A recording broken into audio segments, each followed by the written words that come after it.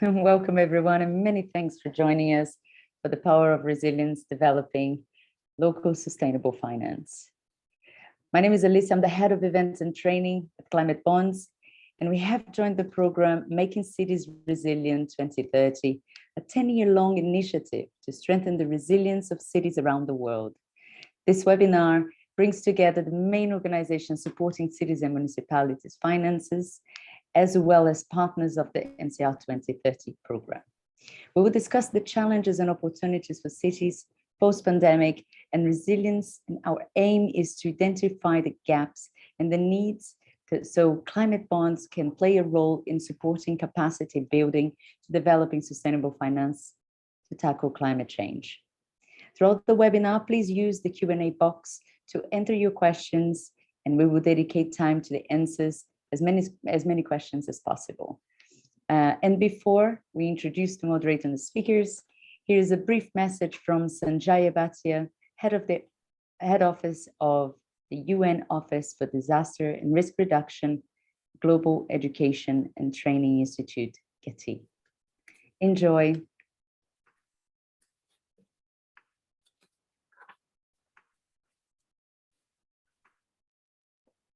Welcome to this webinar on the power of resilience, developing local sustainable finance. As many of you know, the Making Cities Resilient 2030 is a global initiative targeting cities and partners and service providers so that all these actors can work together to reduce the climate and disaster risks in all the local governments and to achieve sustainable development. Now, to do this, one of the key challenges is finance and how to access the finance and to look at what are the tools and innovations available that can help cities and local governments implement the plans that they have. So this webinar aims to look at some of those solutions by bringing together partners who are actively working in this field, trying to help cities achieve sustainable finance. We all know that cities must be at the forefront of global efforts to reduce greenhouse gas emissions and the climate change risks. Cities already account for 70% of global carbon dioxide emissions from energy use. So any action taken at the city level will have a magnifying effect over the planet's battle against climate change. We need city officials to embed climate considerations in all levels of city planning, including spatial, capital investment, municipal finance, and budgetary planning. And at the same time, to also look at comprehensive risk approach to ensure that all kinds of risks are mitigated and budgets are available to that end. National government officials should also support the city level climate policy alignment and the city level efforts to implement strategies to reduce disaster and climate risks, but also to help cities achieve the finances that they need to that end. Cities need to diversify and innovate their financing to catalyze and scale up investment in risk reduction and climate risk reduction. We hope that through this webinar, you will be exposed to some of the most innovative actions and practices that are being taken around the world to help cities in this endeavor. I thank all the partners who have joined this webinar, and I especially want to thank all the participants. I hope at the end of the webinar, you will come out with good ideas on what innovations you could apply in the area of your work. Thank you.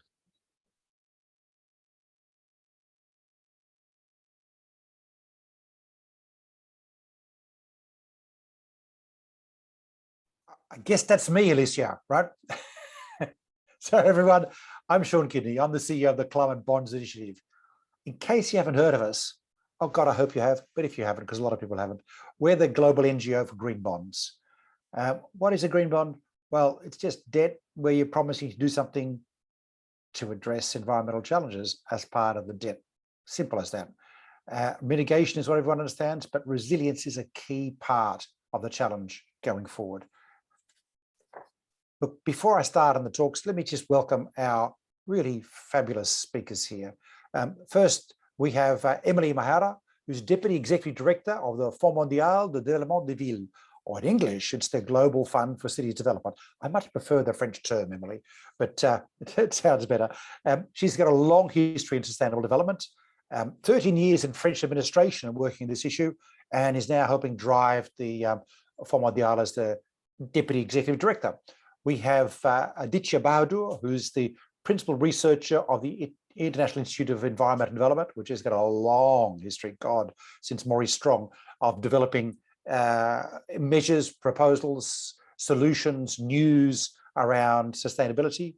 He's got himself 50 years experience in disaster relief and recovery and climate change. He's a published author, including an author in the IPCC reports. He's an ex-DFID person. We won't hold that against him. But he's also an ex-ODI person, which I love. My friend Rathan Roy is the current president. We're working with ODI at the moment. So he's got a long and illustrious history. And then we have Idan Sasson, who's the project coordinator of the Climate Policy Initiative of the Leadership for Urban Climate Investment. God, I love the title of that little grouping and organization. That's what we want, urban climate investment. He's representing today the Cities Climate Finance Leadership Alliance, of which Climate Bonds is a member, albeit a relatively quiet member, trying to bring together thinking around this. And he's going to do a presentation to kick us off. He's a former New York City government official, so he's worked in municipal space. Just a couple of words by way of scene setting, Idan, before I turn to you. You know, we have now got a world of extreme volatility. Well, severe volatility. It's not as extreme as it could get. If we miss our mitigation targets, which is according to the IPCC, thank you, Aditya, 55% cuts by 2030, just have a reasonable chance of having a future for our kids, then we can sign ourselves to extreme volatility of all kinds, which I'll talk about in a minute. That's what we're looking at now. It means that we now have no choice but to start addressing resilience. We've lost the fight. But let's be clear about this. We've lost the fight against stopping climate change. That is gone. We're now having a fight about whether we can stop catastrophic climate change. And in the meantime, we need to prepare for the climate change that is going to happen. And that will mean significant changes to rainfall patterns. Floods will become the norm instead of gentle rain, and then droughts in between. Typhoons could be 3 times as intensive as they are now in the Philippines going forward. It's one of the predictions for 2050, let alone all the other kinds of impacts of climate change. A pandemic, which has arisen in the current circumstances, a sort of collapsed biodiversity in South and Southeast Asia and China. Bat colonies come together, pathogens jumping between species, zoonotic diseases. Bingo!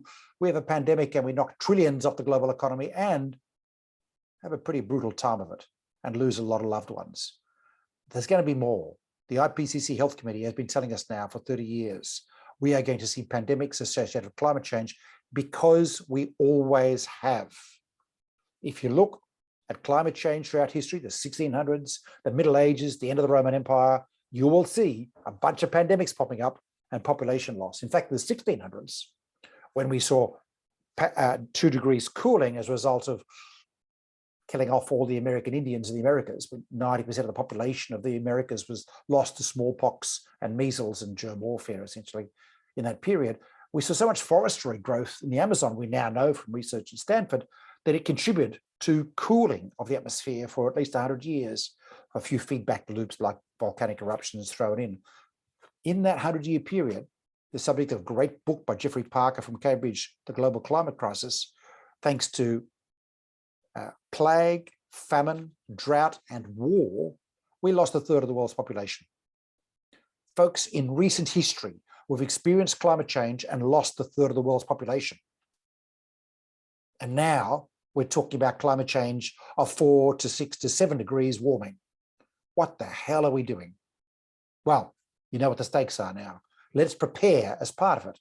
We are going to have heat incidences like in Northwest US and British Columbia, who saw 50 degrees Celsius heat recently, in a place where you don't normally associate with heat, with immense cost to animals and wildlife. Forget humans for a moment.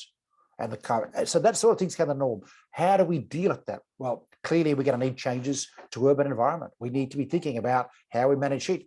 Plant a lot of trees. Clue, folks, plant a lot of trees is one thing, but there's much more than that we've got to do. You know, in the last 10 years, our air conditioning utilization or demand in tropical countries has increased faster than our renewable energy capacity installation. That's a problem. And that's because we have very bad building standards and approaches to architecture in cities. We've got to think about cities differently. Dubai, those towers, they got to go. You guys have to go underground, because in 2050, you're going to get weeks of 60 degrees Celsius heat, but it affects every city around the world.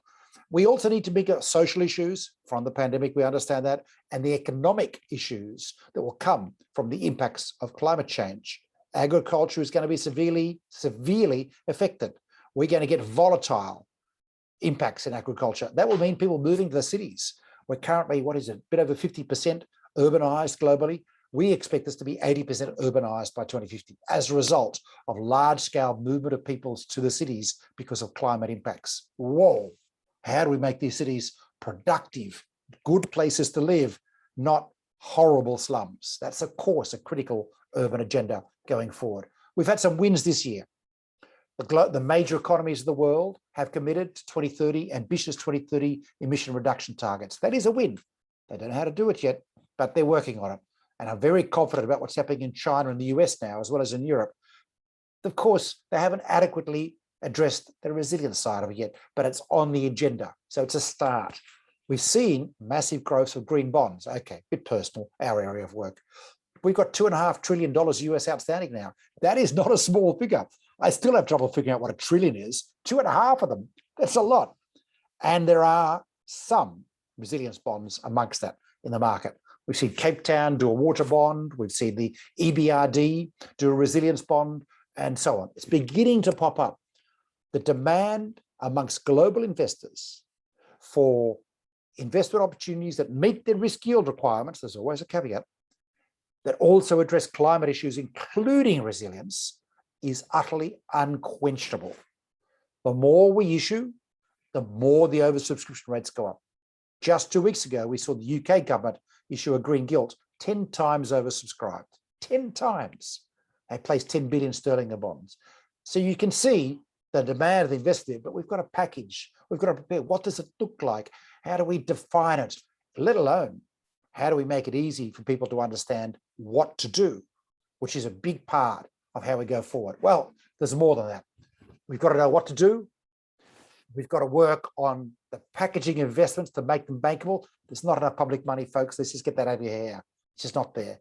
We're going to need to mobilize private capital wherever we can, controlled by our public policy agenda. And that's the art. But there's work to be done around this in terms of doing it. Well, this is the theory. This is why we've assembled this really fabulous panel. Okay, Idan, over to you to present the report that you produced, which is another major scene setter and a really useful report. We'll post a link in the chat in a minute. Great. Thank you so much, Tom, for passionate introduction. I will be sharing some key takeaways from the report along with some other the work that we're doing. So thank you, Alicia, Climate Bonds Initiative, which is a close partner of both Climate Policy Initiative and the city's Climate Finance Leadership Alliance. Also pleased to join some other great panelists that we have here. So jumping straight into it, for those who maybe aren't familiar with our work, the city's Climate Finance Leadership Alliance is a coalition of leaders committed to deploying finance for the city level climate action at scale by 2030. And so we bring over a number of different member institutions together, over 70, that really represent the broad range of actors that are needed in order to really scale urban climate finance. So we have our supply side members, and these are key public and private financial institutions. We engage a number of different city networks on the demand side. And then in the middle, we have a range of organizations that help really enable this work. This includes academic groups, NGOs, UN agencies, different technical assistance facilities, and others. But jumping now straight into the substance, we really see 4 key elements to supporting climate action at scale in cities.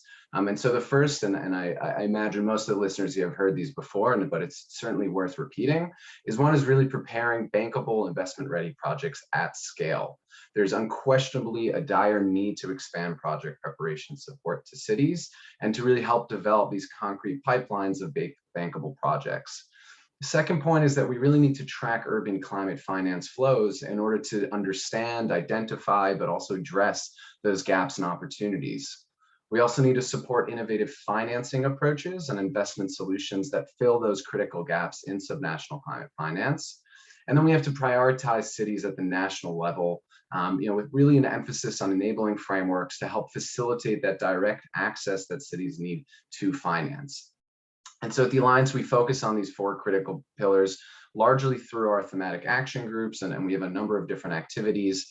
I don't have time to go into all of it, but I'd like to give a few examples of the work that we're doing around this. So project preparation facilities, pipeline builders, city networks, these are some of our most active members, and we look to support their work in a number of different ways, and I'll just point out 2. So one resource that we have is called the Green City Finance Directory, and any city, project promoter, other stakeholders can visit the website and filter through different criteria to understand what technical assistance facilities, project preparation facilities, or support is out there to help them prepare this project. And so users can filter through different countries, sector, different types of support, and understand the project support that's available. But some of our other work, and this is maybe a theme perhaps of our conversation today, later on, is around standardization. We need to create certain standards and also help minimize the efforts that cities have to go through. So we brought together a number of different members in our project preparation action group. This includes C40 City Finance Facility, CDP Matchmaker, Police TAP, the Sustainable Infrastructure Foundation, to create a harmonized application form that can help cities in their project preparation or kind of application process. So these kinds of harmonized or standards in the field help cities understand the relevant information that they need, and also helps reduce that time spent preparing applications. And it's these kind of subtle improvements that can really go a long way in helping cities.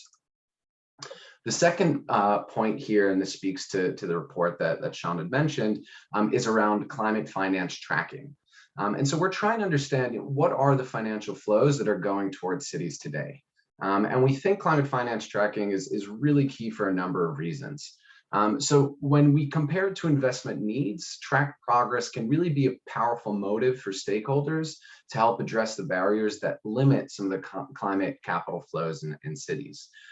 Tracking climate investment also offers us a clearer picture of what financial instruments are generally employed, which are lacking, what is perhaps being utilized to a greater degree of success, and what isn't.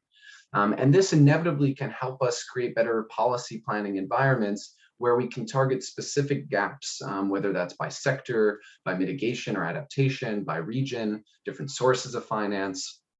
And so to put some figures on the progress and need for urban climate finance, the Alliance, along with expertise of Climate Policy Initiative, and also a partnership with the Atlantic Council, Adrian Arsht Rockefeller Center, and the World Bank, we released a comprehensive State of Cities Climate Finance report this past June. And so this resulting diagram that you can see on the presentation here presents a visual overview of urban climate finance flows from sources all the way through to end uses. And this includes both tracked and estimated data, which depicts the life cycle of annual investment flows over 2017 and 2018. And so to put a figure on it, an estimated total of $384 billion was invested in urban climate finance globally.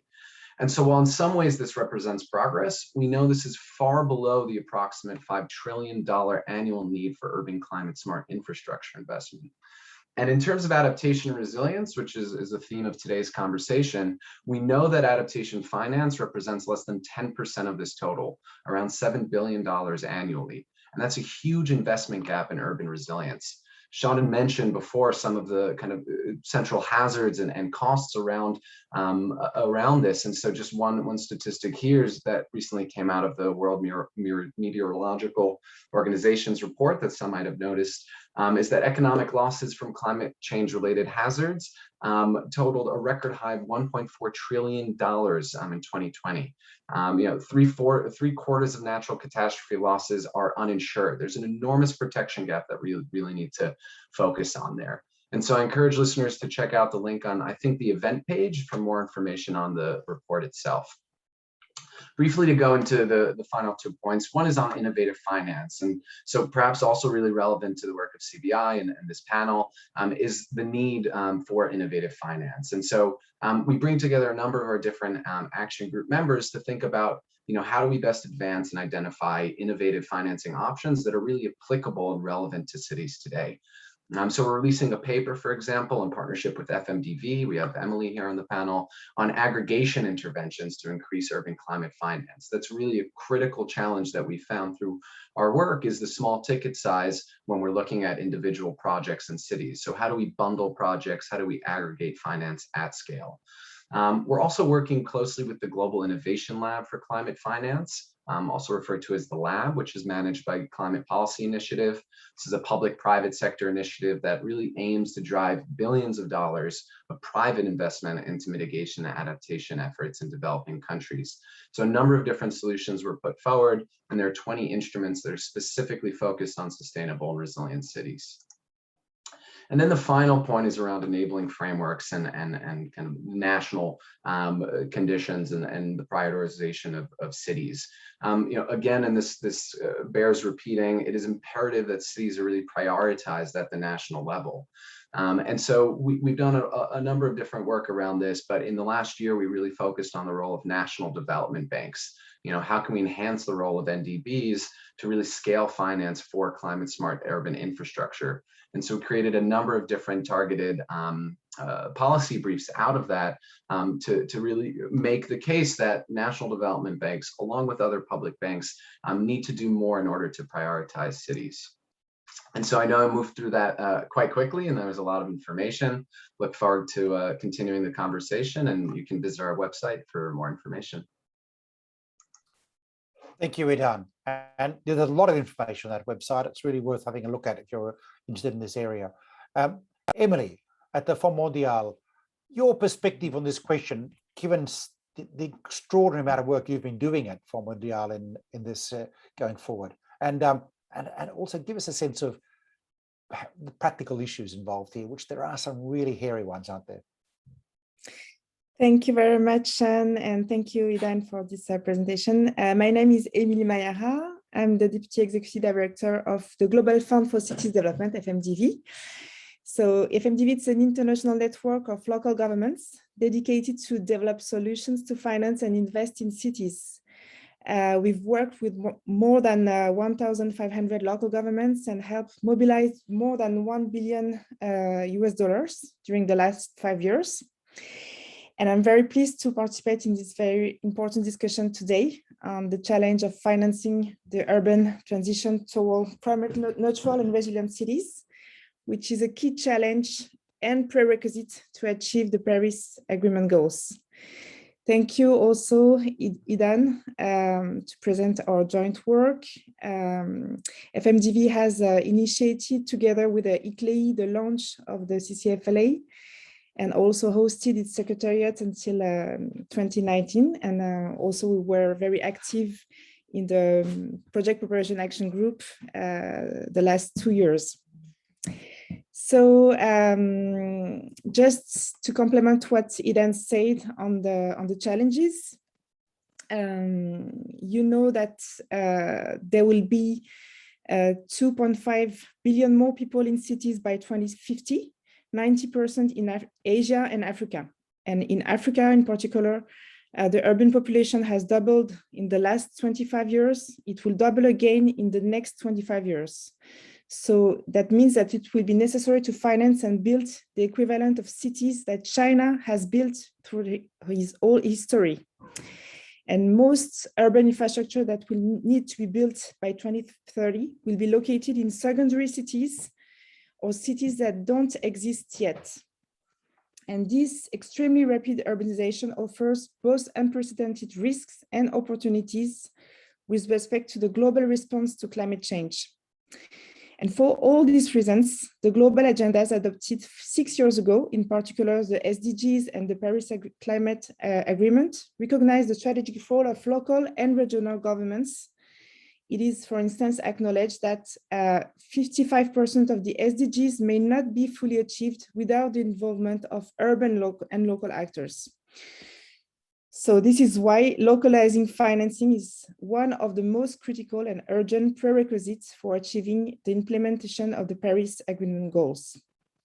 As you reminded, Idan, the systemic failure of subnational markets and the financial gap to close is really huge. And we are here with a real systemic failure. That means an insufficient connection between, on the one hand, the demand side, and on the other hand, the supply side for capital, which is higher than ever, both on DFIs and private investor side. And this market failure has increased dramatically since the COVID crisis. For instance, in Africa, it is estimated that the crisis has led to a 30 to 50% reduction in the budget of African cities. So since 2015 and the Paris Agreement, it has been observed that a large set of credit lines and investment funds were set up for urban development on the whole life cycle of a project, from project preparation to investment and guarantees offered by public and private financial stakeholders. However, local governments still hardly have access to the required financing, both for preparation and the investment itself. So this systemic market failure of municipal markets is mainly due to inappropriated institutional frameworks, a lack of capacities, expertise, and creditworthiness of local governments, or also because the projects are being considered either too small or not bankable enough. And due to these barriers, DFIs and private investors are today not able to deploy their full potential to finance the climate urban transition. So this is precisely the mandate of FMDV to close this financial gap. So we are both a network of expertise and an incubator for operational strategies. And we support public actors, ministries, local governments, and their networks, donors, through technical assistance and financial engineering across the entire value chain of urban development financing. And we do this through three main pillars: operational programs, multi-stakeholders dialogues, international advocacy, and production and sharing of knowledge. Let me give you a few examples. So regarding technical assistance and financial engineering, we support all levels of governments. Of course, the city level. For instance, in Kampala, Uganda, we are currently implementing a 5 million programs funded by the European Union, structured around 3 pillars to answer these failures we've identified before. The first pillar is policy dialogues at the national level that allow significant reform to increase the borrowing powers of local governments and set up appropriated framework for PPPs. We work on capacity building, and we have very good results, for instance, in digital collection revenue, with very good results to improve the level of revenue collection. And we also develop what we call living labs, living laboratories, which is a kind of pilot projects to test technical and financial solutions on a small scale and their appropriation by local actors before committing to urban larger scale investments. So in this field, we work, for instance, in Kampala with the university and local actors to test low carbon solutions. Another example, at the level of a city, we support the city of La Rochelle in France, which is a secondary city in France, which set up the first local carbon offset operator in Europe. And the idea is to design an innovative tool to finance the local transition with the ambition of a zero carbon territory in 2040. So this works through the setup of a local carbon market on the one hand, and on the other hand, on a way to aggregate small projects that usually don't access funding. And on the other hand, several sources of finance, including private finance. So this is a very innovative project. And for instance, the city of Paris also announced that they want to get inspiration from this project to develop its own local carbon offset operator. So this is at the local level. At the national level, we also support several national governments. For instance, in Ivory Coast, we support the national ministry in charge of urban development in the setup of its national strategy, institutional reforms, and the connection with the financiers through capital investment plan to support the connection and the financing of priority projects at the national level. I think I will talk later of the most innovative solutions that we develop in Morocco and in support of subnational development banks. We also work at the regional level. For instance, we support the WAIMU Commission in Western Africa with project preparation through a very specific methodology that combines project coaching on access to financing. That means that we coach the projects led by cities in a very practical manner to improve their technical and financial maturity. And then we organize matchmaking sessions, which are dialogues with the technical and financial partners. And we already supported an important number of successful deals with several hundred million euros infrastructure projects concluded. And then we also work, as I said, on the level of advocacy and multi-stakeholder coalitions. I will present later the work we have done with the ICLEI to support the drafting of the human settlement and finance pathway of the Marrakesh Partnership for Global Climate Action, which is the non-state stakeholder coalition gathered under the COP high-level champions. And the idea of how we work is that we identify innovative solutions to bridge the financial gap, and then we implement these solutions on the ground with the support of several donors and private investors. And then we also support these solutions in the international advocacy to support their promotion in the global agendas in order for them to be scaled up and supported by more donors and private investors. This is in a short description of how we work. Thank you very much. God, we all need a Fonds Mondial, don't we? Everywhere around the world. This is fantastic what you're doing. Now, for our listeners, understand that what this is a rich country, France, a developed country, who is looking to support urban development in rich countries like France, but also note all the emerging market discussions using capital, low-cost capital from France to support this. This is a critically important fundamental principle that we need to do. The wealthy countries of the world need to do more of this in terms of channeling their aid, channeling their support, channeling their guarantees, just taking their expertise and capacity.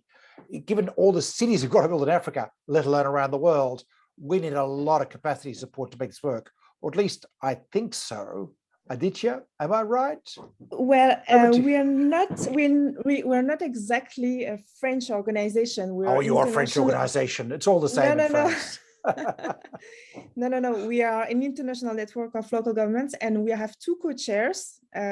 We have the city of Paris, and the other co-chair is the district of Abidjan in Ivory Coast. I should pay due respect to your governance structure, Emily. I'm sorry. I'm sorry about that. I do, but I am conscious of the extent to which Agence France Development has supported these activities. Now, I guess that's what I'm really trying to get at. So, and I think the real point I need to pick up from your point is North-South cooperation in constructing these structures and vehicles, such as FMDV, is a critical part of making them work. It's not a matter of just setting up a fund in a rich country. It is about the dialogue for solutions as part of this. So I stand corrected, Emily. My apologies. but I'm still enthusiastic about the French government allocating capital and expertise to this. But Aditya, give us a bit more on the problems, because of course there are a lot of problems here, including short-term, long-term considerations, aren't there? Sure. Sean, thank you very much for inviting me onto this panel. My name is Aditya, and I work for the International Institute for Environmental Development, which is a not-for-profit research institute based in the UK and has been engaged in forging and enhancing sustainable development policies globally and in countries across the global south as well. And I work with the Human Settlements Program that has a long history of partnering with city governments, slum dwellers federations, and local communities to enhance urban well-being using a variety of entry points. So I'm going to approach the discussion today from a slightly different perspective to our previous two speakers that really, I think, whose input was really insightful. So I think while there are acknowledged challenges with mobilizing the necessary amount and nature of finance for enhancing urban resilience, I think we need to somewhere step back and just remember the topic of the seminar today. And the words local and sustainable are firmly in that title. And I don't think we're going to get local and sustainable finance for resilience unless poor and vulnerable communities and cities are in the driving seat. Research from my institute has demonstrated that less than 10% of global climate finance is controlled by people who are on the front line of climate impacts. And therefore, we need to pivot to a new way of doing things, to a new way of programming finance in a way that it is locally led. And with colleagues from the World Resources Institute, under the aegis of the Global Commission on Adaptation, I've been part of a team that has developed a global charter on locally led adaptation. And I think this is highly relevant to the discussion on finance for urban resilience that we're having today. The first component of this charter is to ensure that we're devolving decision-making down to the lowest appropriate level. We're not saying that every decision when it comes to finance for resilience needs to be made by actors at the local level. But what we are saying is those decisions that must be made by local actors. We need to give local institutions and communities more direct access to finance and decision-making power on how adaptation actions are defined, prioritized, and designed. The second component of this charter is that finance must address the structural inequalities that drive climate risk in cities and prevent the resilience of vast numbers of poor urban citizens across the global south. The time for tackling only proximate causes is gone, and we need to engage meaningfully in tackling the pernicious problems of governance, accountability, caste, class, gender inequity that really drives risk in cities. I live in Delhi. The people who live on the floodplains in Delhi are those who are politically marginalized, socially marginalized, economically poor. And we need to acknowledge that those people are on the front lines of climate risk, and you tackle some of these drivers of risk. I'll give you one quick example from my own work. I was looking at a climate finance investment in a small Indian city on the Indo-Nepal border. When I say small Indian city, I mean it only had 1 million people. There, the problem was high frequency, low level flooding, or what they call this water logging in India. The implementing partner had the money and they could have easily gone in and repaired drains, right? That would have been a quick proximate cause of flooding, and they could have tackled that. But what they did was take a much more structural route to solving this problem. They took the finance that they had and really examined what was causing this flooding. Yes, flooding was being caused because drains were not operating. The drains were not operating because they were full of garbage. They were full of garbage because the garbage management system in large parts of the city was malfunctioning, because allegedly the local municipal councillor was getting kickbacks as a result of from the person who got the contract for garbage management. So what they chose to do with this finance for building urban resilience, instead of just repairing drains, they mobilized local communities, empowered them to hold the municipal corporation of the city accountable for improving the drains over the long term. So not only did the municipal corporation come and redo the drains and take charge of enhancing resilience in the city, in this part of the city that was particularly poorly affected, in the next electoral cycle, the municipal councillor was also replaced. So in this way, a sustainable local solution was found with financing ostensibly meant for urban resilience that could have gone in just rebuilding drains. The third component of ensuring that financing is locally led is to ensure that it's patient and predictable and can be accessed more easily by vulnerable communities. And there are several components to this. By patient financing, we mean that a 2-year or 3-year project to build urban resilience isn't going to go very far. I mean, in the global south, just to repair a few kilometers of road, it can take 18 months. So building resilience is a much more complex, systemic approach is needed for that. That needs projects that are at least 7 years or longer. And also we need predictable finance for local communities.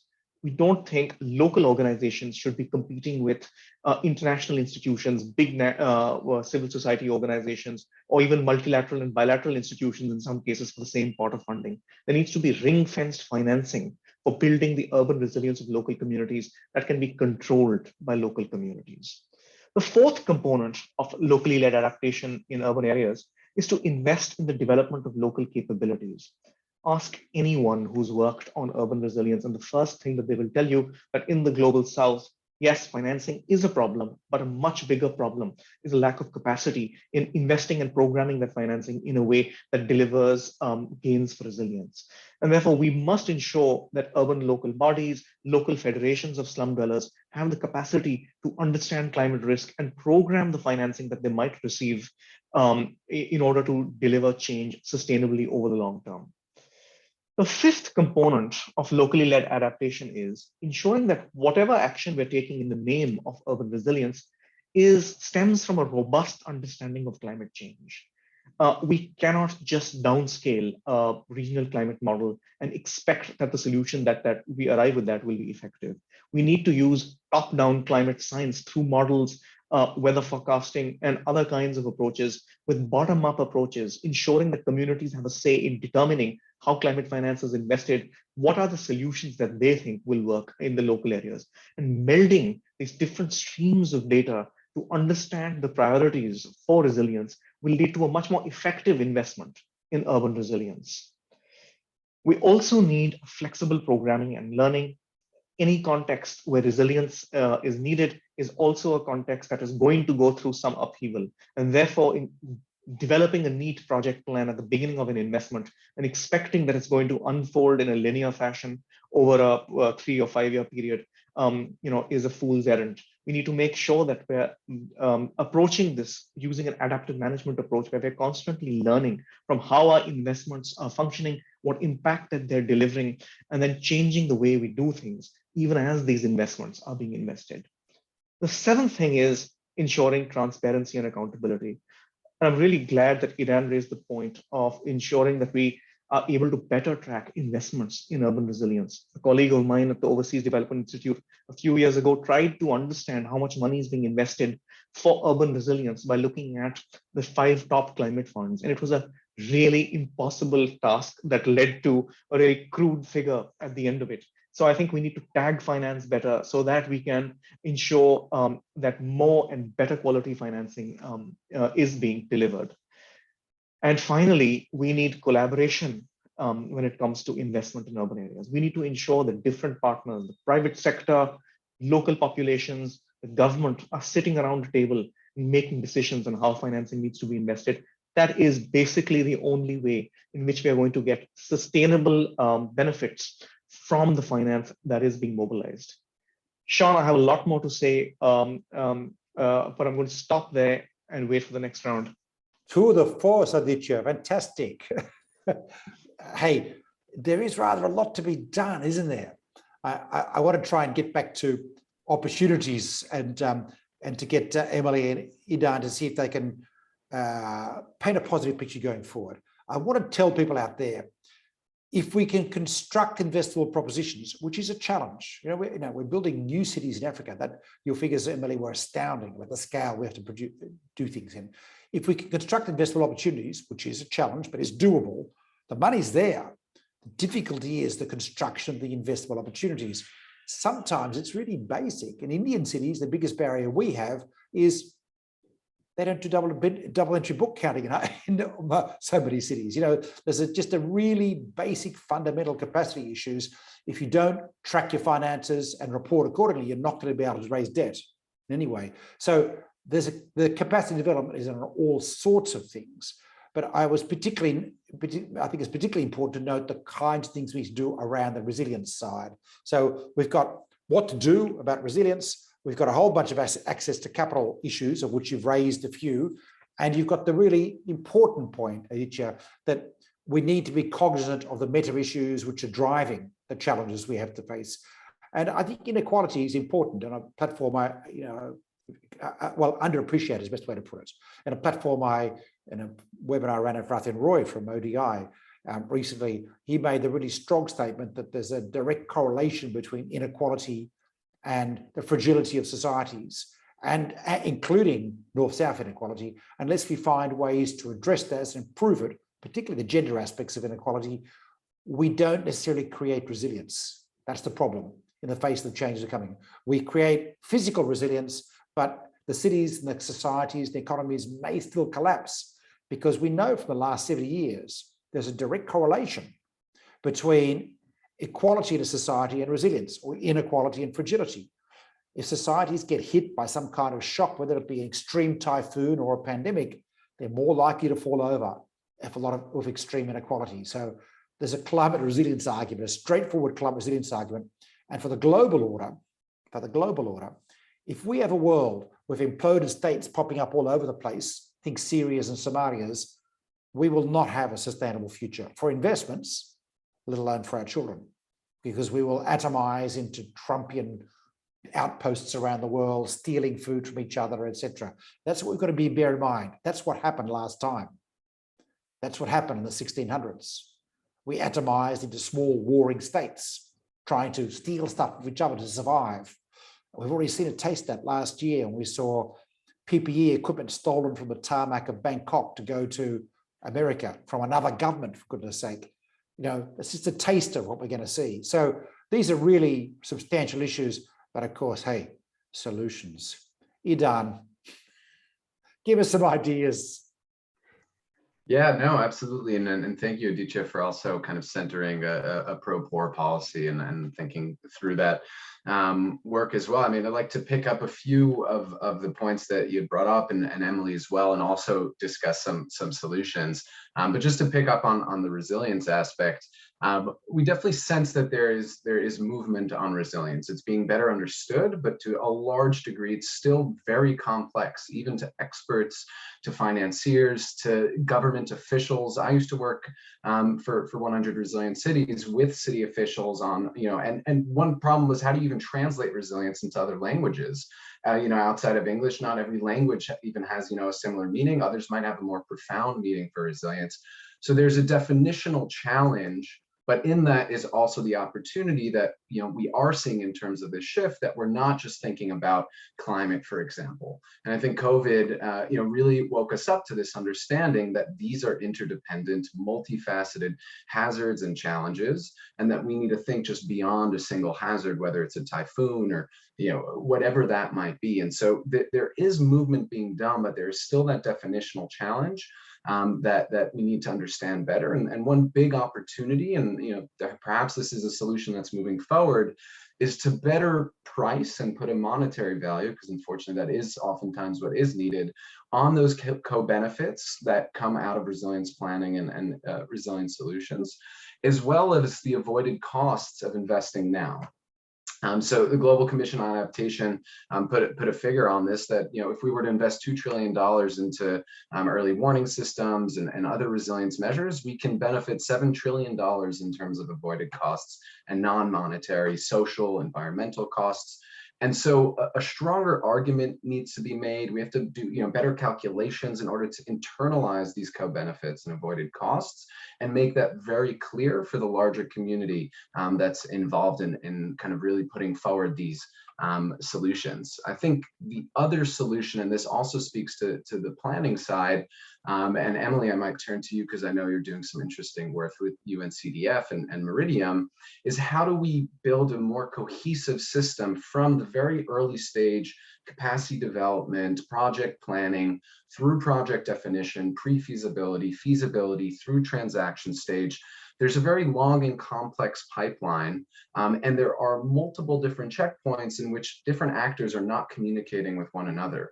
But there are a number of different kind of newer mechanisms that are being put forward that are trying to really address that fact. And this, I think, goes back to Aditya's point on resilience, because so much, and this goes back to my kind of days as more on the urban planning side, of the nuance of what it takes to have resilient solutions and locally led adaptation solutions is really on the planning side, is understanding the nuances of vulnerabilities, how are these different challenges interconnected, and then what are the different Jamie Lerner, the Brazilian urbanist, had a great term, urban acupuncture, kind of what are the different acupuncture points that get to a range of different solutions. And oftentimes that is lost between the planning, project preparation, and then financing side. And so, in terms of solutions, to again go back to Émilie, I know UNCDF, UCLG, FMDV are working closely with Meridiam and have a really kind of smooth concept from a technical assistance facility, the International Municipal Investment Fund, through to an actual fund that's financing solutions. And so I think we're seeing this more, is that certain, whether it's DFIs or funds, are now creating formal partnerships in order to encourage a smooth transition from early stage through to financing. And this goes back to some of the work that we're doing at the Leadership for Urban Climate Investment, where we have key targets, 2,000 cities with enhanced project preparation capacity, 1,000 city projects financed in cities, to bring together different initiatives that are working along the pipeline in order to really enhance that collaboration that's very much needed. There are different silos there that are really getting in the way. And so there's a big opportunity there in terms of collaboration, cohesion, and I do think that we're seeing certain strides. I have a few other points here, but happy to pass it off and continue the conversation. Well, he was optimistic, Émilie, wasn't he? Émilie, your thoughts, your reflections. Yeah, thank you very much.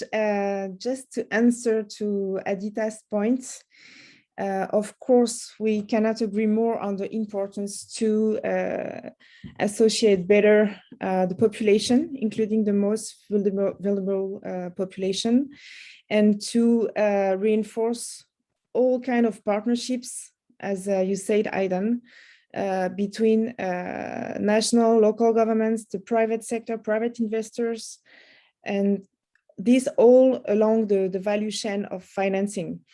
And we think that national governments have a key role to play in this, because they have the mandate to set up the enabling framework to allow to scale up local financing, and also they have a very critical role to set up de-risking instruments and guarantees to attract private investment. So we think that it's really important to reinforce national government's commitment in this discussion. And this is the reason why we support the development of national programs on financing the urban development in order to have this more structural approach. Because we know that we cannot stay only at the level of the project, which is clearly insufficient to answer the needs, and because the level of the project is is confronted to these barriers of bankability, creditworthiness. So we have to support local governments with a national support. In this regard, I'd like to present one of the priorities that have been recognized by the finance and human settlements pathways, led by the high-level climate champions for the COP. And with the support of ICLEI, FMDV supported the recognition of some innovative solutions to unlock climate finance at the subnational level. And one of the solutions at the national level is the setup of what we call financial expertise hubs. The idea is to support all cities, including the secondary cities, which have weaker technical and financial capacities, to prepare a bankable climate project and access finance. And we have developed in Morocco a program that is really specific because it's built on a very strong cooperation between the national government and local governments. So it's the Ministry of Interiors together with two associations of local governments. And they set up these national programs to support access to climate finance for cities.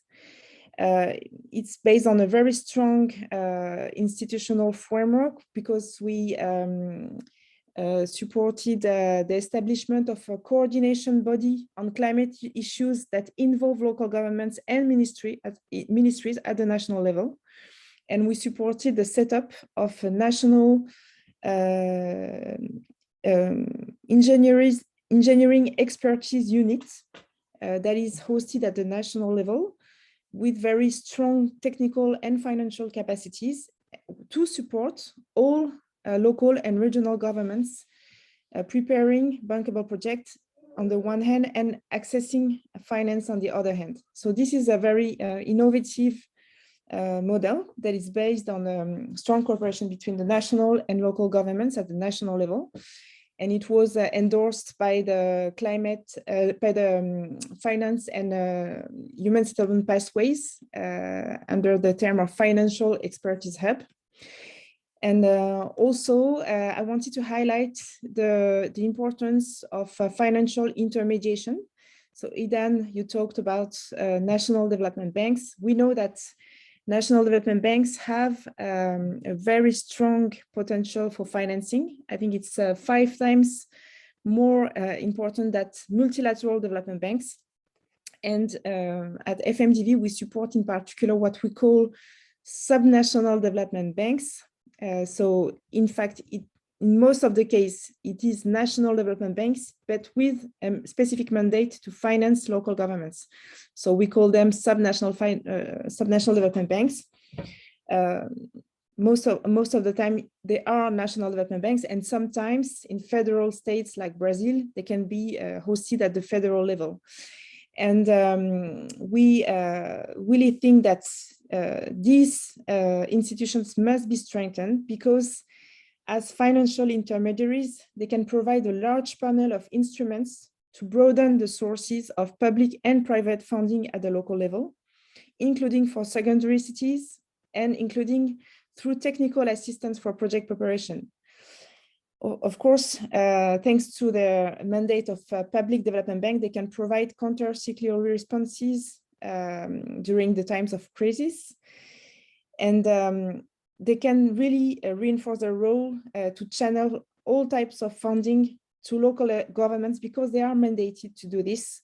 They can provide the guarantees founded by the national governments to de-risk blended finance instruments, and they can really act as banks of the last mile. So in this regard, we have launched the Global Alliance of Subnational Development Banks, which is recognized by the Climate Champions Pathways and also by the LUCI initiative mentioned by Idan. And we support concretely 2 regional alliances within this Global Alliance, one in Africa that is called the RIAFCO. So we organize capacity building programs and peer-to-peer exchanges and trainings since 2014 with the support of several donors, including the World Bank, UNCDF, the GIZ, and currently KfW in Africa. And we have another, we support another alliance of subnational development banks, which was launched this year in Latin America and the Caribbean, and which is recognized as a part of the Finance in Common Summit, which is the international summit of public development banks, which gather more than 500 public development banks committed to align their investment with the global agendas. So concretely, this alliance in ambitions to improve SDBs, subnational development banks services offered to local government and to consolidate portfolios of local projects. And I invite you to participate in our session we organize during the second edition of the Finance in Common Summit that will be organized in Rome on October the 19th. And we will showcase what we do within this alliance and how these banks can really unlock finance for local governments, including in developing countries.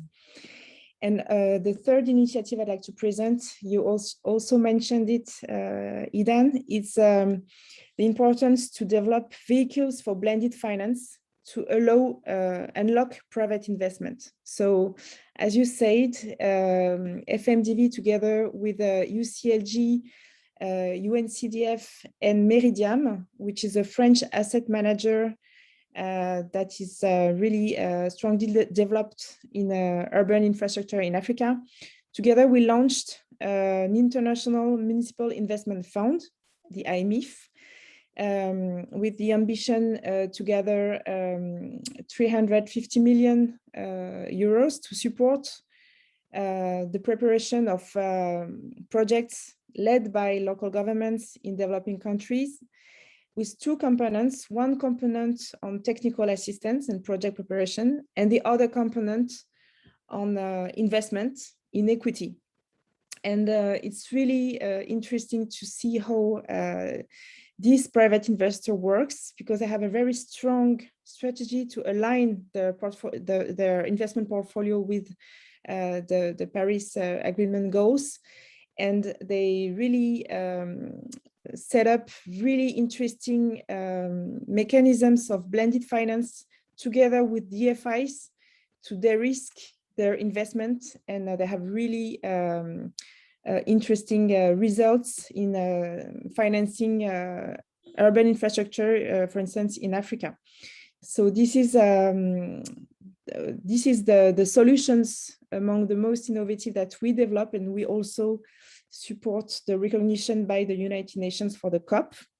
And also to answer Aditya's point on the importance of participatory processes, I just wanted to share that we try to do this as much as possible in our programs. For instance, we are currently supporting a program in Nouakchott, Mauritania, which is a 3.8 million program funded by the European Union, and that aims to improve the living conditions of the most disadvantaged populations in peripheral areas through public transport with less polluting buses, with the great challenge to develop these lines in the desert, and public lighting.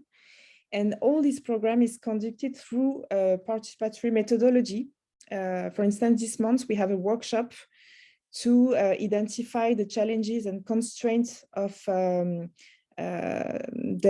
public lighting sectors in order to elaborate the regional plan of public lighting with all stakeholders, including with the inhabitants of the disadvantaged areas in Nouakchott. So we really focus also on this point. And to conclude, yes, all this will be possible only through enhance collaboration, partnerships, new mindsets to allow all stakeholders to work together. And we are very lucky because in the field of finance, there is a lot of innovation. So we have a great room for improvement to develop new innovative financing solutions for cities. Thank you.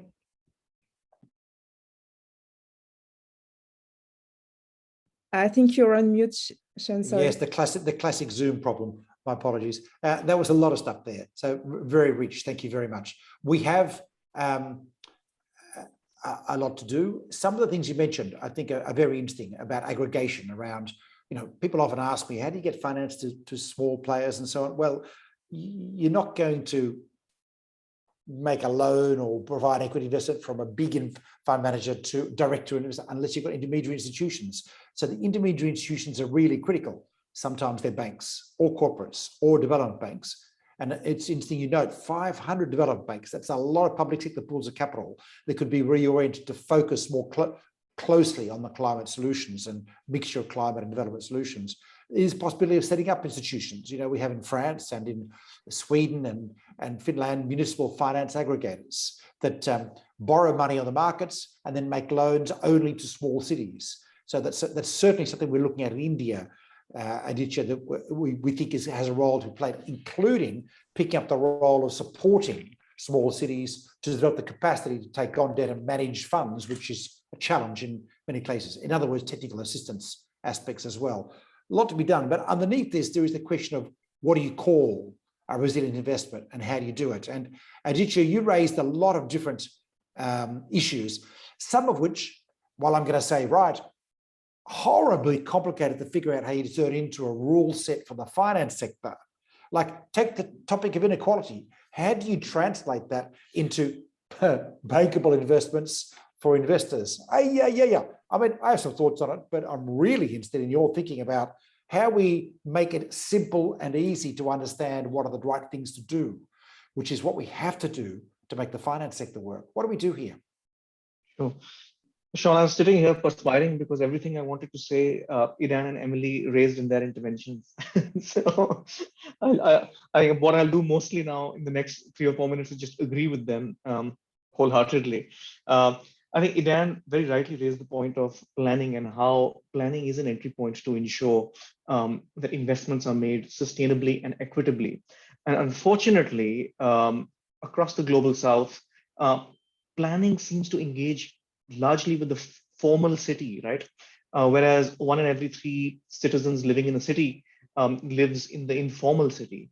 And so planning continues to overlook the concerns, priorities, problems of people living in informal settlements. And therefore there's this disjuncture. I clearly remember I was in a small city in India on the 5th floor of the Development Authority, where they were proudly showing me the city development plan. And I looked at the plan and just looked out of the window, and there was absolutely no semblance between what was on paper and what was actually happening out there in the city. So I think, and why this is a problem is because what you plan gets funded, right? So if your planning excludes people who are on the margins and on the front lines of climate risk, what gets funded will not cater to their needs. And therefore, I think plans need to be much more inclusive. And there are 3 really practical ways in which this can be done. You can include informal knowledge in planning processes, and Slum Dwellers International has demonstrated this in 13 countries over the last many years, how self-enumeration data that slum dwellers collect themselves can ensure that city planners can better understand informal settlements and include them in planning processes. You can include informal actors. And in countries as diverse as China and Swaziland, we've seen the growing discourse on barefoot planners, where community leaders are used as intermediaries between those leading and financing urban resilience initiatives or urban development initiatives and marginal communities, to ensure that there is some kind of a trust that is brokered between these 2 parties that usually never meet, and that people who are financing these initiatives understand the concerns of those on the margins, and people who are on the front lines of climate risk, who are marginalized, understand the constraints of funding. So giving formal actors, informal actors a formal place in these processes can deliver rich dividends. And the third thing is to include informal practices. Again, really interesting anecdotes here. After the Gujarat earthquake in 2003, if my memory serves me right, when large parts of the Western Indian state were devastated, the government and a bunch of civil society organizations rightly acknowledged that it's not going to be engineers and hard hats and high visibility vests that are going to be rebuilding the cities in the state. It's going to be informal guilds of artisans and builders who are semi-trained that are going to be doing this. So what they did was invested finance for rebuilding in training these informal artisans and builders in resilient building practices and federated them so that anyone could access this federation. Sorry, 2001, thank you, Adha. Anyone could access builders from this federation so that the quality of reconstruction was better and urban resilience was ensured.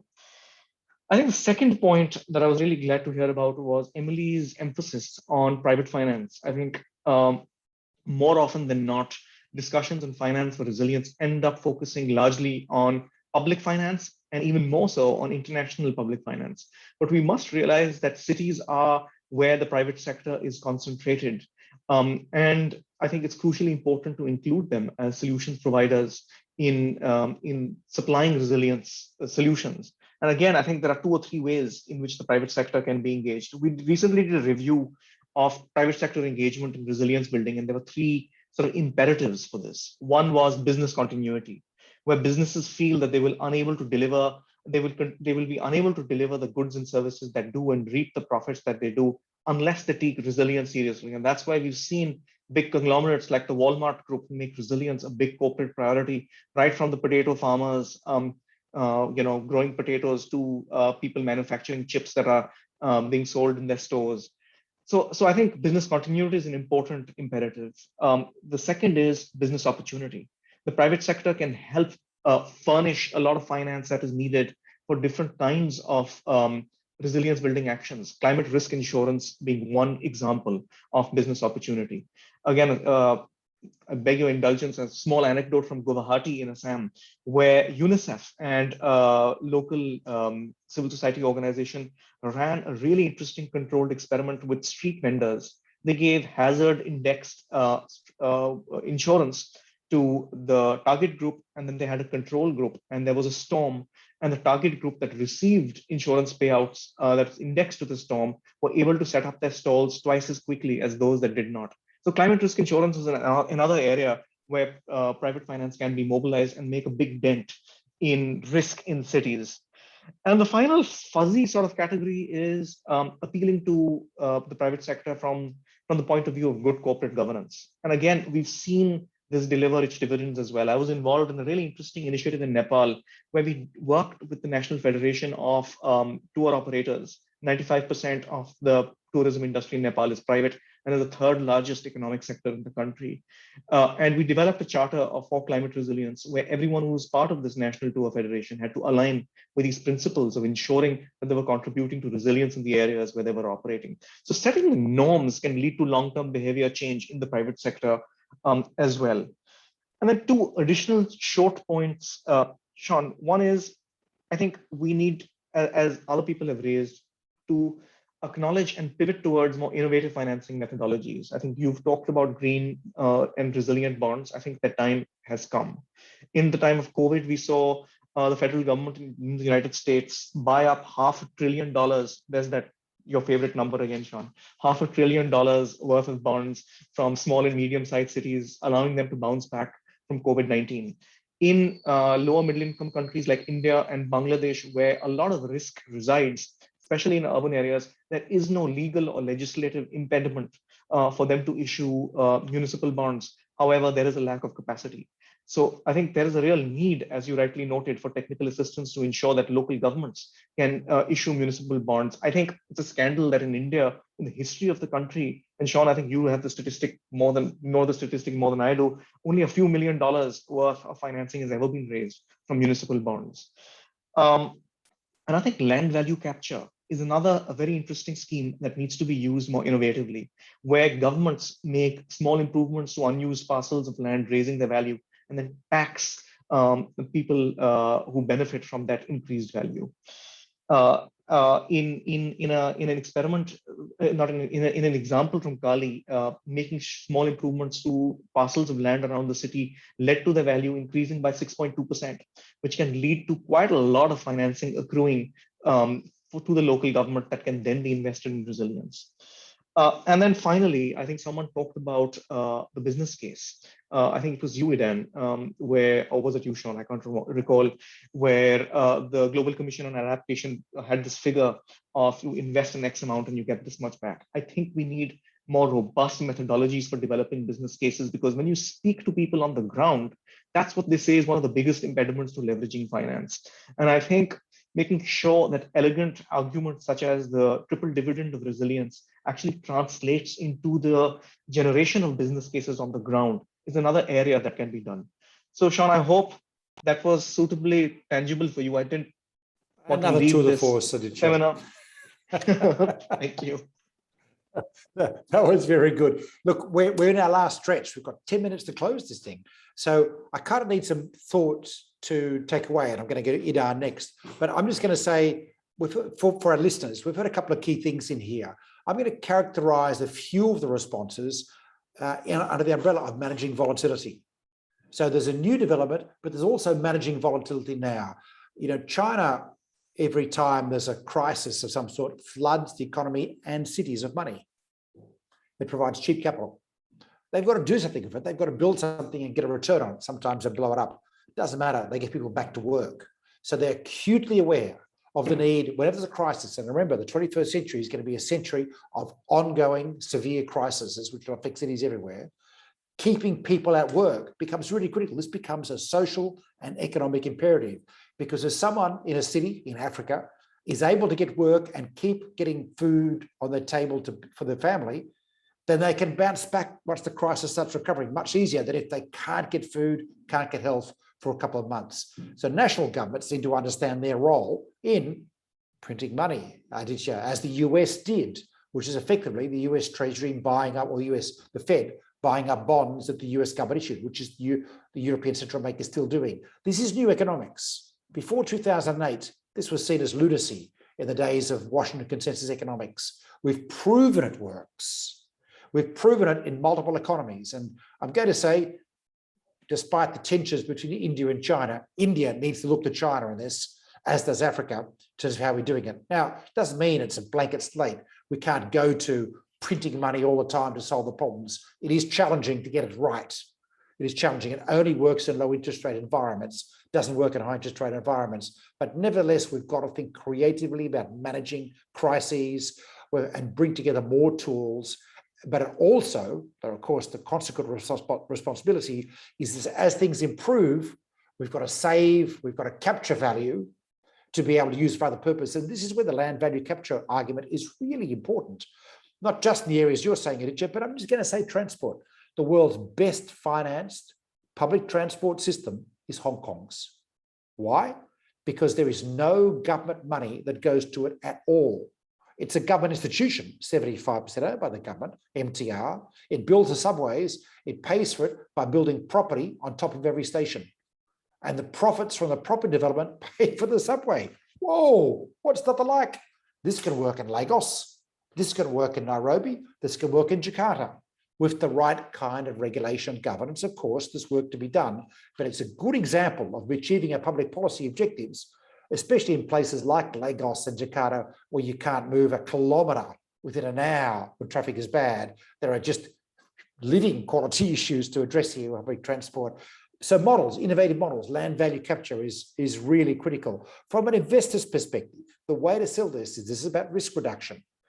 The more likely a city is to bounce back, the more likely they are to have sustainable investments, to pay pensions in 10 years' time. That's how we sell it. That's how we explain it. They need to reduce the risk. They understand globally volatility is becoming the norm. They need to know that a city's got insurance in place. So those stallholders will be back at work fast, as in Aditya's example, so that the economic life of the city can get back to normal so they can make money from the rents of buildings or whatever they've invested in. So the broader question of resilience is material.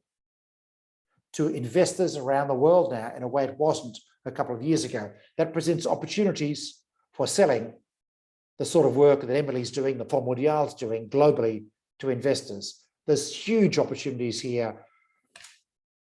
But now, Idan, your thoughts. I'm going to ask you, think about wrapping up now. We've got 6 minutes left. How do we leave people with a sense of opportunity and hope and excitement to go out there and change the world in this area that's so critical? Absolutely. I thoroughly enjoyed this conversation. I threw out my planned closing remarks because we've taken a few different interesting directions.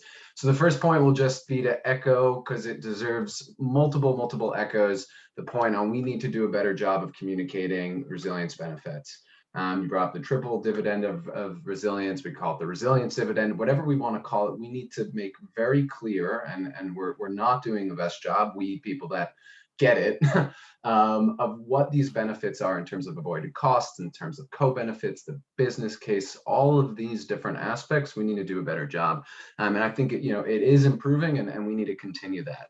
We're really playing catch up on in terms of adaptation and resilience. For very long, there was a sense that focusing on adaptation was giving up on mitigation, and I think now there's a far more nuanced conversation happening, and so that is moving forward.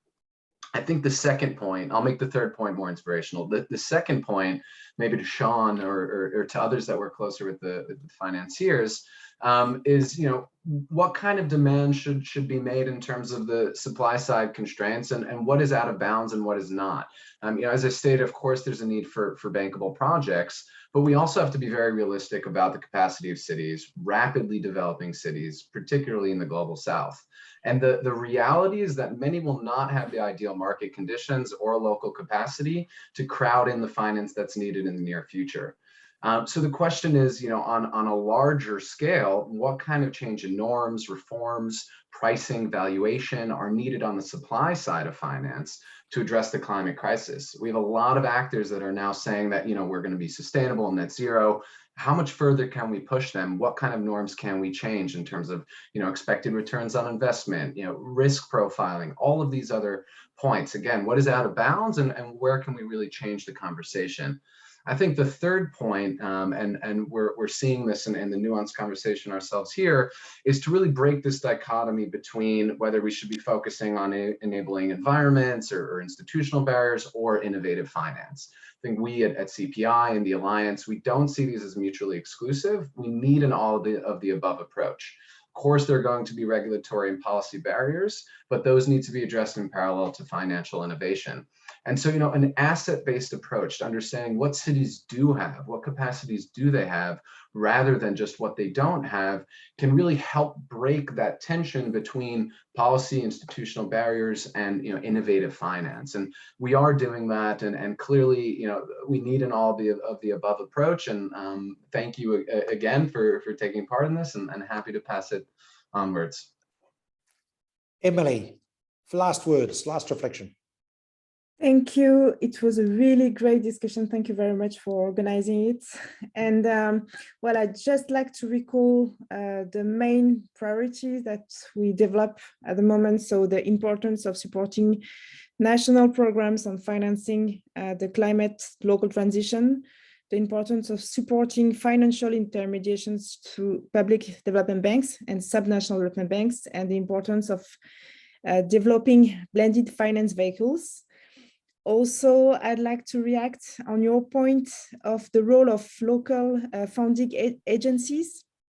Just to say that we support the South African government in preparing the first pooled green bond in Africa with the National Treasury that will allow secondary cities to jointly access the capital markets. And on this point, if you want to have some insights, you can watch the video of our interview of the Agence France Locale, which is the French local funding agency that supports pooled green bond for secondary cities in France. And you can also have a look at the local finance knowledge hub. I just posted it on the chat, which is the first online platform developed by FMDV to exchange experiences of practitioners through video interviews. You will see it's really concrete. We have mayors, DFIs, private financiers that really explain how they work, what are the conditions, and what are the innovative solutions. So I really encourage you to have a look.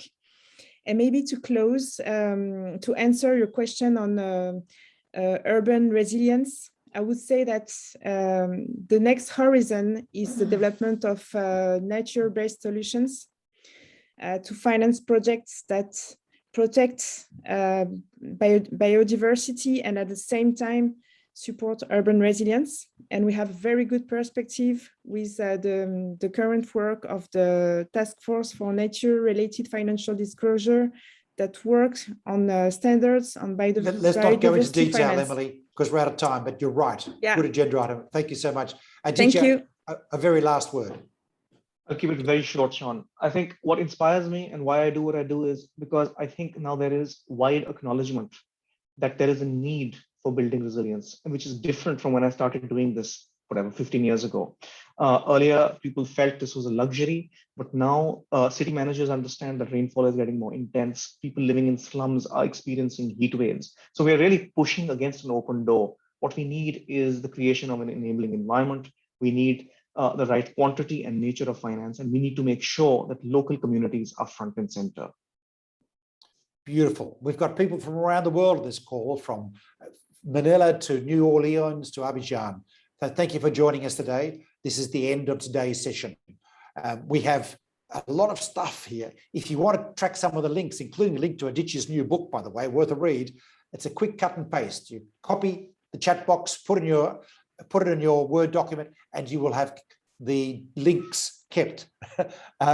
Setting new norms was a phrase that struck me from this session. We need to set a new norm, a really new norm. Resilience has got to be baked into all our thinking, everywhere. Not only cities, as Emily started going, natural environments, everything, because we are going to have a century of really, really volatile experiences, I'm afraid. We've got to prepare now. And it's not just about heat, although that is one thing that worries me terribly in emerging markets at the moment. Climate finance hubs, I love it, Emily. More of them, please, more of them everywhere, because we all need it.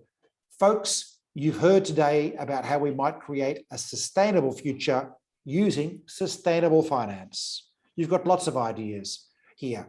Nothing's resolved, let's face it, otherwise we wouldn't have a problem, would it? There's work to be done for all of us to bring together these two measures. It is possible.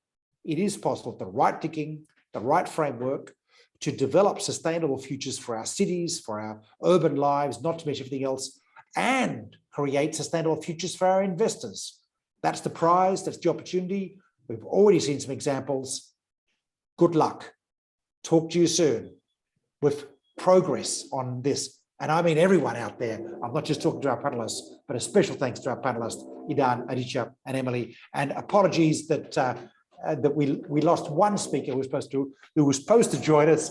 Imani Kumar couldn't make it today, just in case you were wondering why he wasn't there. Alicia, last, you'll do the logistics, please. Over to you to wrap up. Thank you, everyone. Thank you very much, Sean, and everyone who's taken part of our conversation. Thank you for our wonderful panelists and the very, very rich exchange of resources and links. This video is going to be available on Climate Bond's YouTube channel, and also, into the MCR 2030 dashboard. And you are also, we welcome everyone and invite everyone to be part of our survey to identify the training needs. Therefore, we can design a training to help to speed up the capacity building, aiming to develop the sustainable finance for local authorities and regionalities. So thank you very much for everybody attending. Thanks, Sean. Thanks, Émilie, Idan, and Aditya. We'll see you on the next webinar on the 24th of November, which will give you around the world case studies of successful issuances to inspire the local authorities to start the work. Thank you very much and see you very soon. Thank you. Take care. Bye-bye. Thank you. Have a nice day. Thank you, Émilie. Bye-bye.